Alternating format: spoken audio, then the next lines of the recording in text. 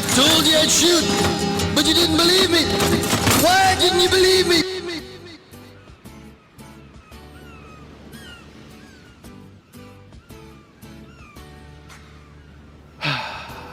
Let me set the scene. We're on the beach. Don and I are laying with towels. John at the snack bar. We don't know where he went to. He's getting hot dogs, but seagulls in the background. Don and I sitting on the beach. Me reading a book, Anne Rice book, about vampires, sexy vampires. But now we realize, oh my gosh, there's a big orange couch on the fucking beach. We gotta get back to the podcast. It's SNICK. The time has come. The big orange couch is in place. So hop on and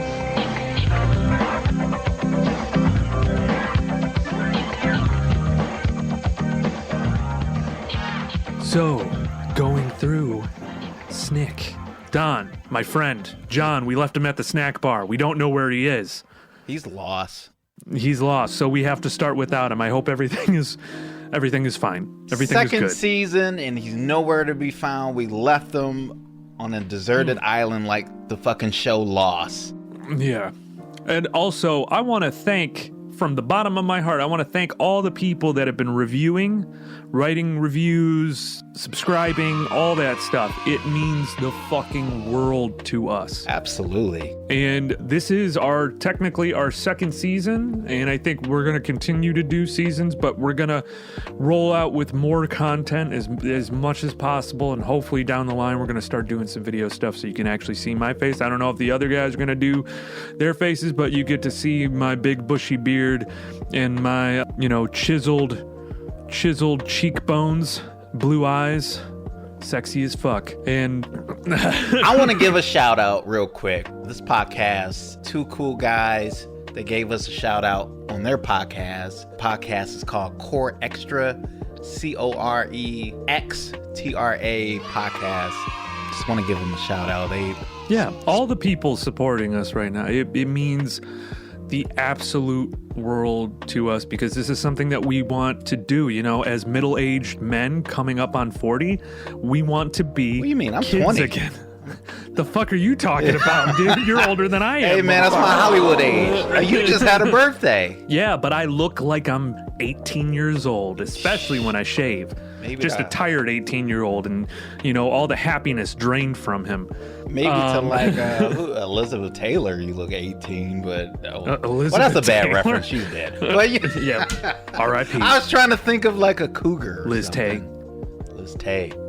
Okay, so great segue into our topic today, SNICK. Before Dan Schneider got weird with all the feet stuff and, child pedophilia. That's just me. Sorry, you're looking at me like I'm weird, but no, it's freaking news. Allegedly. Okay. Allegedly. Wow, you saved yourself. We're talking a little bit of Nickelodeon, but we're talking about the years of SNICK. Okay, this lasted from, just to give a little history, started in August 15, 1992 and ended January 29th, 2005. The main thing that we want to talk about on this episode, though, is the debut lineup. So I did a post the other day on Instagram about Geraldine Layborn. She was the one that basically had gotten this started, thinking that, a lot of people didn't think that there was an audience for kids and TV programming on Saturday nights. And she was like, no, fuck that. We're going to put this out. We're going to call it SNICK, Saturday Night Nickelodeon, because at the time they had Nick at Night. But they were mainly showing like the old sitcoms from way back in the day. Yep. Yeah. Like the Munsters. That's how we all know about the Munsters still. It's because, some of us, if it was wintertime, we weren't going out Saturdays to play with friends, maybe sledding, I don't know. But for the most part, we were inside, so we'd watch the older shows. Huh? What? Oh, nothing. You said sledding. I said, you said sledding. I was like, maybe for some of us. Was that a derogatory remark towards my European brethren? No, it wasn't. It's a astute observation. Nobody was sledding in Detroit. No one was sledding in Detroit. No, sir. Maybe Metro Detroit. Maybe, but no. So you were sledding at yes. at night? Yeah, sometimes if it got late, it's Dad would have the cocoa for us and hot cocoa, and we'd go sledding, and he'd have his dad cocoa, which was mainly whiskey. Irish cocoa. Oh yeah, Irish cocoa. Yeah. Wow. Which he, had let me. I remember he gave me like a nip of it one time. It's like, that'll put hair on your chest, and then I drank it and I threw up, and it. Needless to say, years later, same thing happens. Okay, so just to go back to like the Nickelodeon president, Geraldine Layborn, she was the Nickelodeon president. This woman is a godsend as far as I'm concerned. I did that post mainly because she basically knew her audience, knew kids that wanted content during those hours, and she gave it to us. She also created, small history of Nickelodeon. Nickelodeon back in the day was almost unsellable when it got to the 90s. I think one of their biggest hit shows, it was Pinwheel, was what the company's name was. They changed it to Nickelodeon, and then there was the show You Can't Do This on Television, and that's where the slime came in. Well, she took that and she kind of bumped it up a notch. But she did a lot of research as far as like tuning into like ad agencies and learning about the genre of what was happening at the time with young people.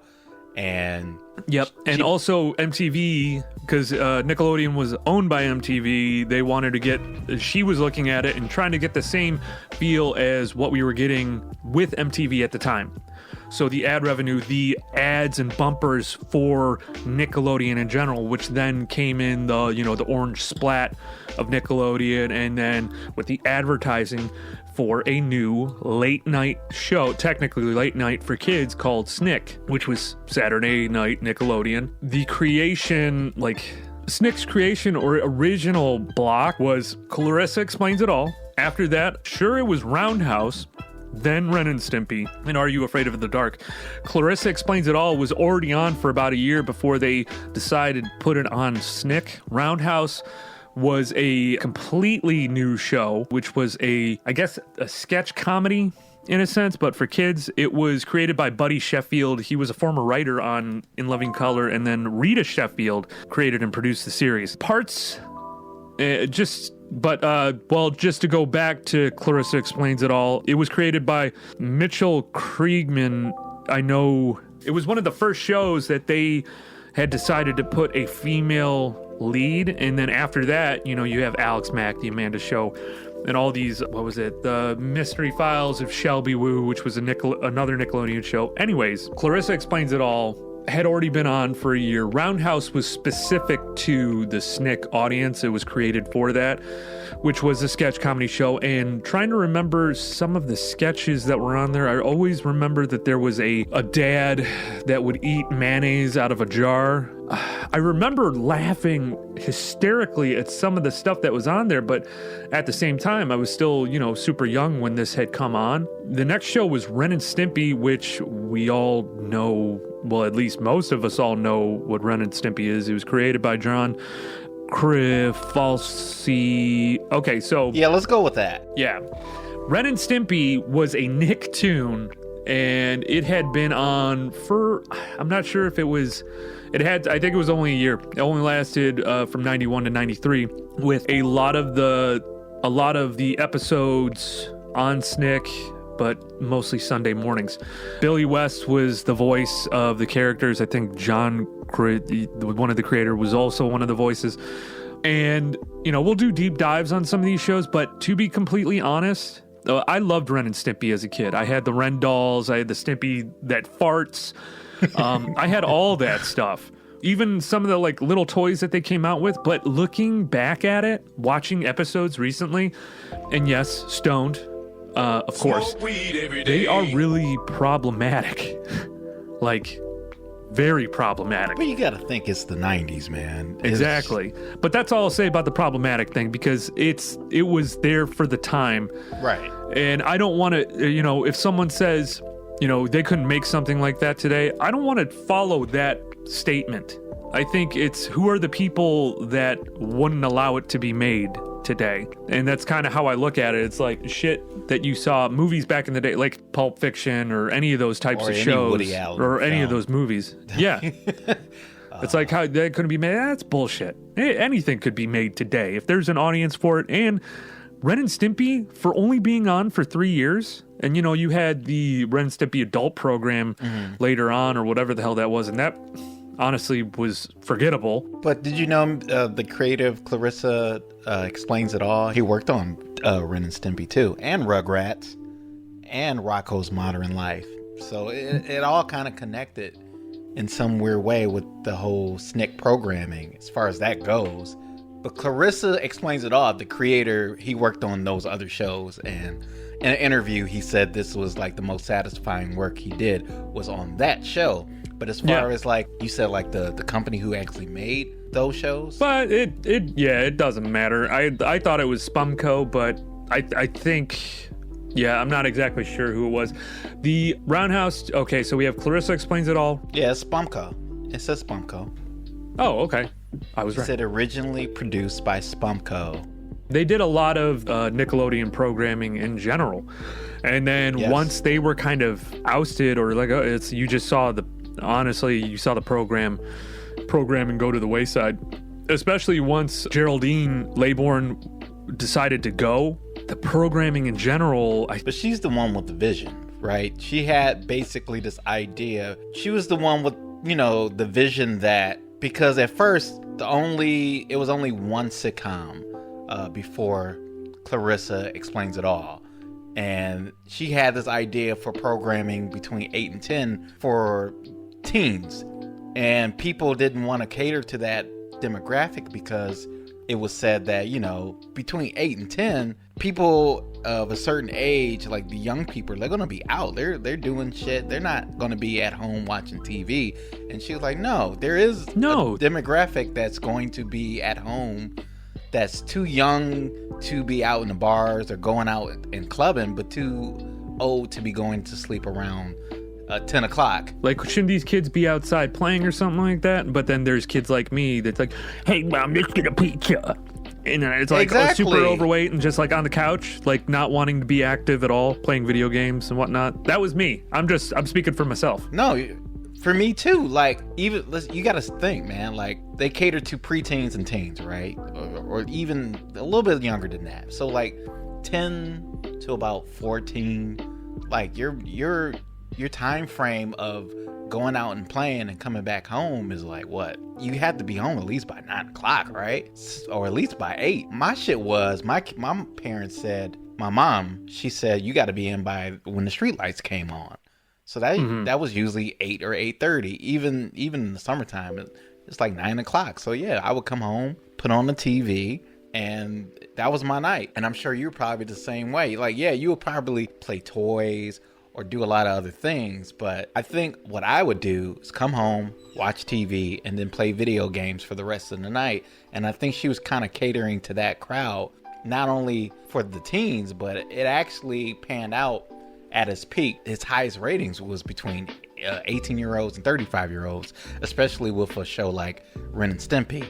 But Clarissa Explains It All was like the second major sitcom for Nickelodeon. And do you remember the first sitcom they had? Was it Pete and Pete? No, it wasn't Pete and Pete. Hey Dude? Yes, it was Hey Dude. Really? I fucking hated that show. Talking about the shows in general, like the one that we haven't gone over yet that was a part of the original lineup, Are You Afraid of the Dark? This is kind of the big one, because this is where they decided to put like it's a horror anthology series on Nickelodeon. It was the last show to air. I think it was on 9:30. It aired from 1990 to 1996. So this is where it throws me off, because I don't remember it being on in 1990. I remember, 92, 93 going up because it was on SNICK, and I don't remember when this fucker aired when it wasn't on SNICK, because this should have been later on. I thought it was 92. The original series aired from 1990 to 1996. Oh. There were two revival series like in 1999, and it lasted till 2000. And then the one that was on 2019, which I don't know, I don't think anyone watched. But this was like a horror anthology series. There's certain episodes that... So, Are You Afraid of the Dark? There's only a few episodes that I remember on this. And just to go over a little bit, and then we'll kind of get into, you know, the memories of this stuff, because I got a few, mainly Ren and Stimpy, I think, and then Clarissa Explains It All. Roundhouse, honestly, I can't remember much. Thank you, acid and massive amounts of weed. No, I was gonna say that vision of that lady that you mentioned in the beginning, like Geraldine Layborn. She, honestly, dude, it was a game changer for Nickelodeon. Complete game changer. Real quick, I just want to say, Are You Afraid of the Dark? The Pinball Wizard episode, amazing. It was like Twilight Zone, but for teenagers and preteens. Not even teenagers, preteens and kids, because that was the age group that they were looking for. Not teenagers, because they figured teenagers were, you know, going out and going to sock hops and, you know, fingering each other under the bleachers. But yeah, it was mostly kids and preteens that they were going for. So it was crazy that, you know, they put Are You Afraid of the Dark on there. Shit, I would have nightmares of that fucking show and not even remember what the hell was going on. Along with like Tales from the Crypt. Jesus Christ, you showed a TV guide of that shit. I've had... Oh yeah, I forgot to say, Jonathan, we found him at the food court at the beach, and we brought him home. I'm back. Yeah. it's like this. What's SNICK? Yeah. Let's see. Well, okay, so John, where we left off, we set the scene, you know, big orange couch on the beach. We lost you. We found you. Now we're all sitting on the couch together. And it's not a casting couch, if you know what I mean. It's a SNICK couch. Oh, yeah. It's not a Weinstein couch. Oh, yeah. You don't have to do anything to get on it, bro. Yeah. No, it wasn't. It was a Viacom couch. That was all Big, big wide Viacom. couch. Got a lot of Viacom. So yeah, we were talking about, and for the most part, we're talking about the original lineup. Clarissa Explains It All. And then there was Roundhouse, Ren and Stimpy, and Are You Afraid of the Dark? I had mentioned a little bit about, you know, Ren and Stimpy now technically could be problematic, but it was a product of its time. Yes. It was, you know, the same thing with, I'm trying to think, like other shows, even Pete and Pete, other sketch comedy shows like Kids in the Hall. Yes, it was a surrealism. It was not, it didn't necessarily fit the bar of comedy that let me say original comedy. It was more of a far out comedy, which I loved. Ren and Stimpy. Their favorite sketch for me was Happy Happy Joy Joy. Happy Joy Joy song. Happy Happy Joy Joy Happy Happy. That was my that was the favorite one when they're doing the booty slapping. And yeah, well, have you listened to the lyrics? Because he's the guy who's singing is making fun of children's host. Who's doing it. But the end part, I remember because I repeated it for my son, and he just started cracking up, and I'm like, I told you I'd shoot, but you didn't believe me. Why didn't you believe me? Yeah. So it's funny, dude. Like, I loved Ren and Stimpy. I did, and the Ren and Stimpy show went into the adult party experience. Yep. And then with the adult party, I mean, that's when you were seeing like anime titties, and they were doing all kinds of stuff. But the thing was, too, it was relatively forgettable, though. Yeah, it wasn't. Compared to the original episodes and going into, do you remember Roundhouse? I do remember Roundhouse. See, the only thing I remember is that dad character in the motorized chair that would eat mayo out of the jar. Oh, yeah. Like, I don't know what it was. It was like a snack or something like that. And then, as you know, Are You Afraid of the Dark? Now, that was a show that I was terrified of. I was even saying, it's like, that was on par for me with the Crypt Keeper. Yeah. Like, I was a scared little boy all the time. So if there was a TV guide of that shit downstairs, I'd freak out. I couldn't go downstairs. You see, John, I told Aaron, like, I was like you. I didn't see these shows until I spent the night over my grandmother's house, which was not often. Yeah. So you guys are more of authority of a show like that. Like, were you well versed in the show? Like, Are You Afraid of the Dark? Yeah. So, Are You Afraid of the Dark, which was a Canadian show that was produced by YTV, and you'll notice there was a lot of YTV productions on Nickelodeon. I don't know if it was a lot on SNICK, but I know Are You Afraid of the Dark was produced by YTV.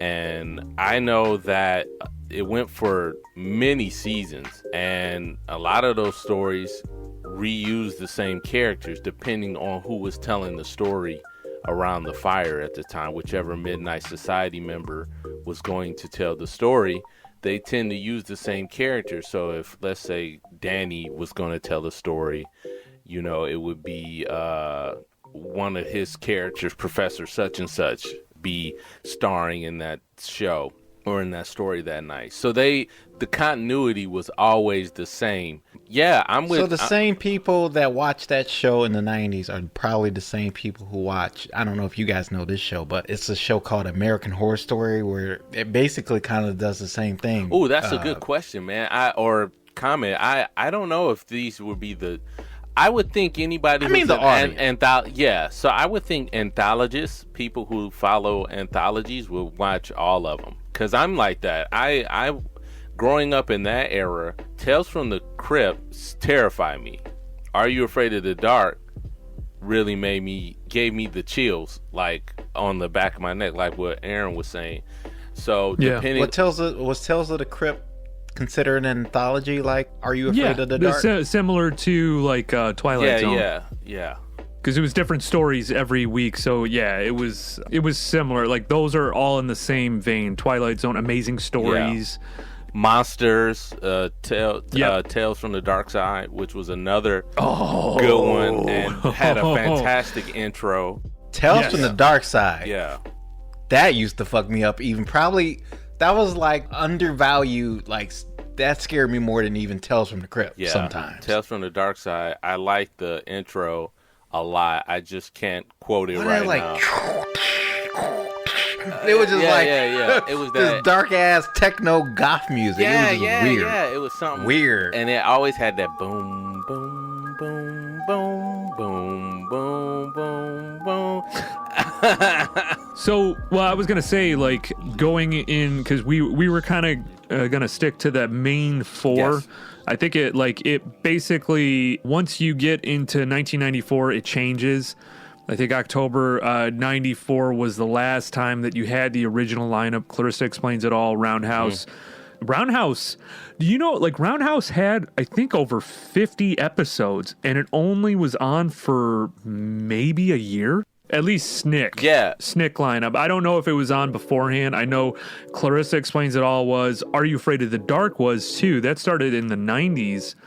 And Ren and Stimpy was also on beforehand. They were part of the Nicktoon block that started early in 1992. So Roundhouse had two different production companies that ran it. So Nickelodeon Studios ran it for season 1. CBS Studios, Viacom, and all them ran it for seasons 2 through 4. Now, what I did like about Roundhouse was it was set up where it would roll. Like the performance stage would turn, like how a train roundhouse was back in the day. For those who follow trains, they had these little railways that the train would park on, and then it would turn. So that's how it was for the stage. It could do anything. So I did like that. And it was a good sketch show for kids, not so much kids, but for teens. So it was something that people in our age bracket now probably would watch, maybe. Yeah, see, like, it's completely changed as to attention spans. They've gotten shorter. We've had this conversation before, especially with having, younger kids. Yeah. The attention spans are not there, but I'm surprised at what some of the things that they're watching. Like older cartoons. My kids are obsessed with Hanna-Barbera all of a sudden. Ren and Stimpy, all this stuff where I'm like, okay, there was something there. And then after 94, as far as I was concerned, it kind of all I stopped watching completely after 1996. Yeah. all that was on, and then, Secret World of Alex Mack, Space Cases, which I never got into. I only like Space Cases because it had Walter, the Black Power Ranger was one of the stars on Space Cases, so I remember that. That's the only reason why I watched it. Keenan and Kel was part of SNICK. Didn't you guys like that? No. Keenan and Kel, I didn't like their particular show, but I did like All That when All That first started. The first few seasons. Before Dan Schneider really got into Yeah. There you go. Before it branched off into the Amanda Show and everybody on there had to have their own show, I was just like... And everyone seriously got fucked up after that show. You're just seeing what happened to all the people that were on that show, at least two of them. One of them is going, or has charges pressed against him for, endangerment of a child, which is, what's his name, Drake? Yeah, because that was Josh and Drake. Not Josh. Yeah. But Drake, yeah. So just to talk a little more about SNICK, actually... Looking at it, there really isn't a lot on this other than a fucking Wikipedia page and a Vanity Fair article. Yeah. Like Goosebumps was 95 to 98. Yeah. And that was after Are You Afraid of the Dark? So did it influence that? And when was Boy Meets World? The reason why it was influential was because it gave a platform to kids. Yeah. Gave a platform to kids for late night to show that this viewership is viable, is important. And so from there... Nickelodeon exists as a whole now in other channels. You have Teen Nick, and then you have regular Nickelodeon. At the time, expanded past Nick at Night. Nick at Night then became TV Land, and you have a whole station filled with kids shows. Now, mind you, these shows now are not that good. No. And they're fucking terrible. They're Disney shows and everything. These kids get popular, and yes, maybe there are kids. There is an audience for them. I am a 37-year-old man. Of course, I'm not watching that shit anymore. Yeah. But at the time, SNICK in general laid out the groundwork to show that kids programming late at night was important, and it could work. Was a moneymaker, and it could work. Yeah. And on top of that, people want it more now for nostalgia purposes because SNICK still comes on. It comes on TV Land. So you know how something is nostalgia and just completely like a part of the culture is if they have a T-shirt at Target. Yes, that's the best way to sum it up. That is the best way to sum it up because you could see SNICK, SpongeBob, Taco Bell, Coca-Cola, there's Sriracha, even Mickey Mouse, Batman, sassy Mickey Mouse with the hands on the hip. It's just like it's. You're absolutely right. You've made pop culture when you're at Target, so you're there, man. Or if you got a Funko Pop, which fuck everything. Funko Pop makes everything. Hell yeah, they made a White Castle burger. I bought it. They made a White Castle burger. They made a little White Castle burger Funko. So. Yeah. Well, I was bringing it up because I thought maybe it influenced another network like ABC with the TGIF. So I was like, I wonder if because at the time SNICK was the highest rated as far as that time slot of all the networks for Saturdays. Yeah. Yes. For that time. Yep.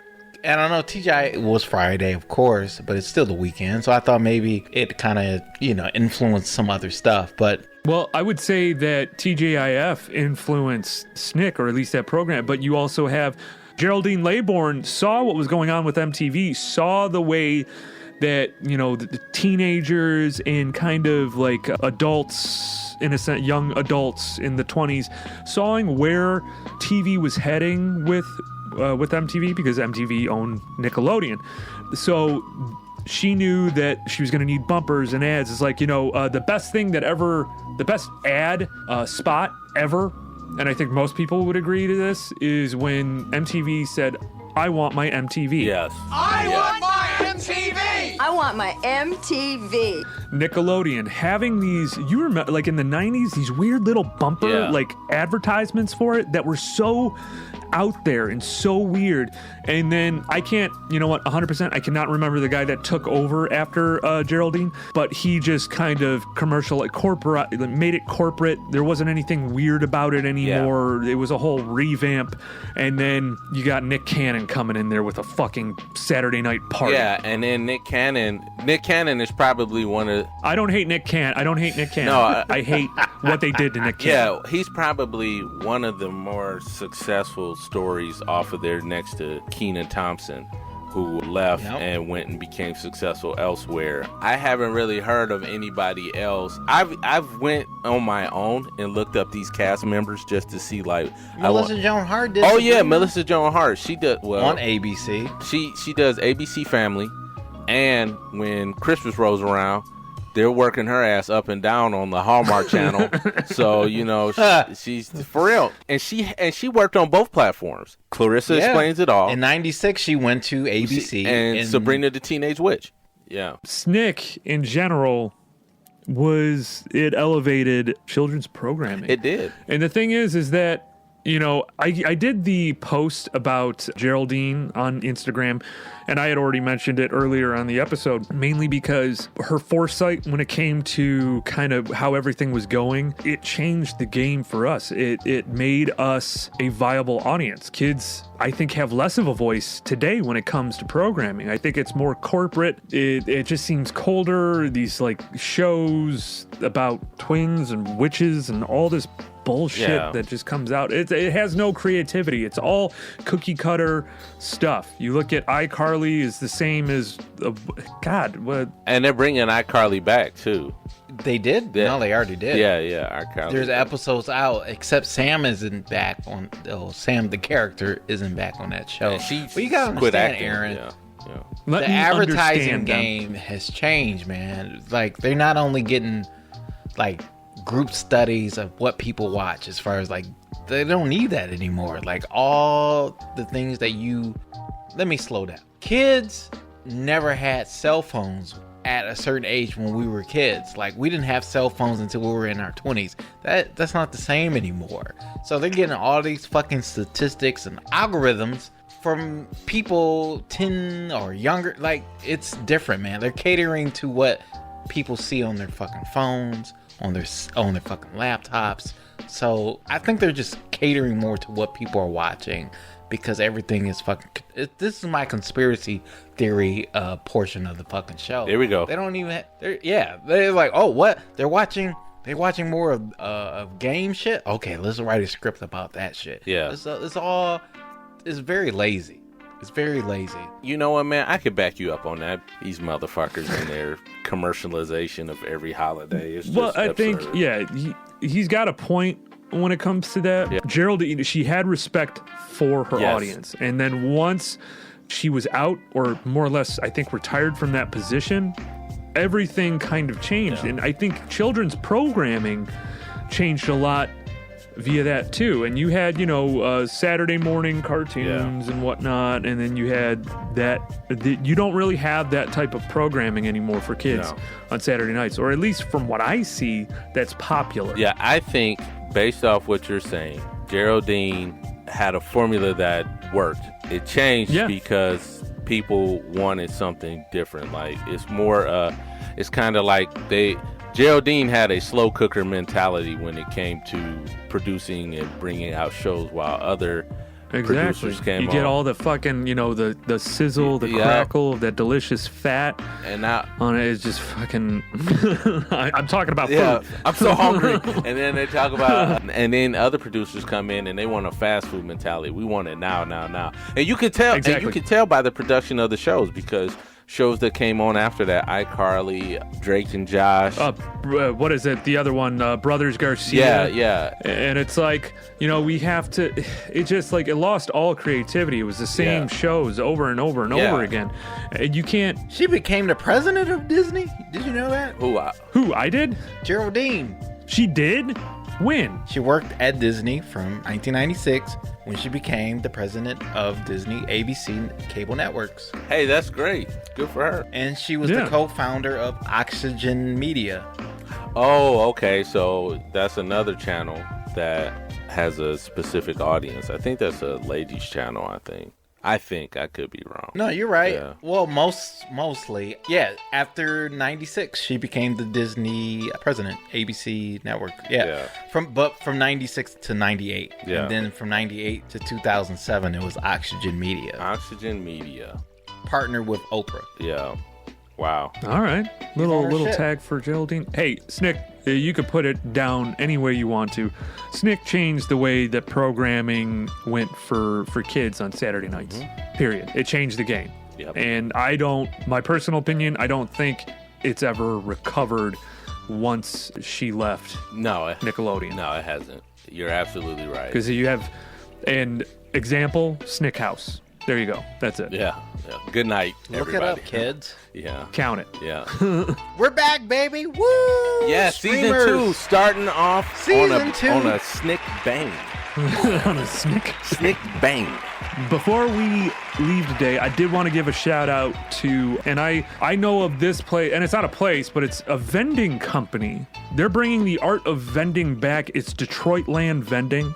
Putting smiles on faces in random places is their tagline. They have vending machines located in Regeneration Clothing. I used to work there, which is an awesome resale shop, and the ladies that run it, Mel and Nicole, are fucking amazing people. And then they also have one in Flamingo Vintage Detroit. Well, Flamingo Vintage in Detroit. They're just super cool people, ran by Brandy and Ryan Koch. I haven't had the pleasure of meeting them, but like I was telling you guys, the vending machines that they have, it's Pogs, it's old tops like cards, wrestling cards from the 90s, McDonald's toys. I don't know where they get this stuff from. Oh, it's a nostalgia vortex. They get it It from is like literally another dimension. Insane with the stuff that they come up with here. But I just wanted to mention them because I am super impressed with the stuff that they're putting out. And then also just the free Blockbuster little cases that are going up around Detroit, are all around Michigan. It's literally you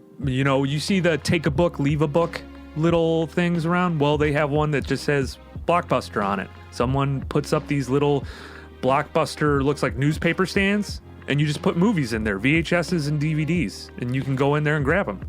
It's fucking awesome. Yes. Do they have a website or anything? Did you already? Well, Detroit Land Vending doesn't have a website, but they do have an Instagram at Detroit Land Vending. It's just Detroit Land Vending. Yeah. No, it's a pretty awesome company, and I think they're gonna. It's just, to me, that's like a movement, a nostalgia movement. We're seeing it more and more, but we're glad to be back, guys. And we got a pretty awesome season ahead of us. Some ridiculousness with these topics, and hopefully we'll be pumping out little small segments produced by myself and other things down the line. We just want to keep growing and growing, and we hope you grow with us. We're not talking about boners, people. Not talking about boners. And keep reviewing. Yes. And oh my God. Keep letting us know what you like and what you dislike. I mean, we haven't had any dislikes except the one from season 1 on the over the Street Fighter humming, but we definitely. Oh, you didn't see the other one? No, the guy comes out and he says, "Hey, Aaron, I will meet you on any street corner and I will beat the shit out of you. You and your 2 co-hosts, bring it on." His name was David Schwimmer. Throwback, motherfucker. David Schwimmer, huh? Hey guys, it's Aaron. You think you could do me a big fave? Wherever you're listening to this right now, rate and subscribe. Find new episodes every Wednesday where you listen to podcasts, and look for us on all the social media sites and Gmail at After School Special Podcast at Gmail, After School Special Podcast at Instagram and Facebook, and After School SPE3 on Twitter. Now we're all sitting on the couch together, and it's not a casting couch, if you know what I mean. It's a SNICK couch. Oh, yeah. It's not a Weinstein couch.